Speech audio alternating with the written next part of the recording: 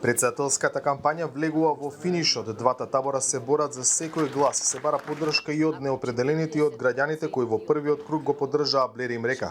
Штабовите и на Пендаровски и на Силјановска сметаат дека аргументите се на нивна страна и дека токму нивниот кандидат ќе биде новиот шеф на државата. Опозицијата тврди дека Силјановска Давкова заслужува поддршка од граѓаните зашто власта потврлила на секое поле. Сега кога гледаат дека Гордана Силјановска Давкова победува и дека оваа власт паѓа, и практично уцените и заканите на власта насочени кон нив веќе не допираат, затоа што нема ни начин власта да ги реализира, очекуваме да поддршката за Силјановска драстично порасне помеѓу двата круга. Јас дадов едно предвидување вчера, ќе го повторам денес, очекувам победа на Силјановска со 30.000 гласа разлика. Кандидатот на владеачките партии денеска предупреди кој е влогот. Гласот за Силјановска е глас за враќање назад, порача Пендаровски.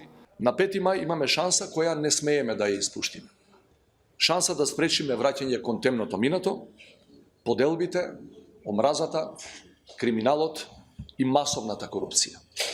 Ова е историска можност да изградиме држава во која ќе владее правото, еднаквоста и солидарноста, општество кое ќе се темели на човечност и еднакви права за сите.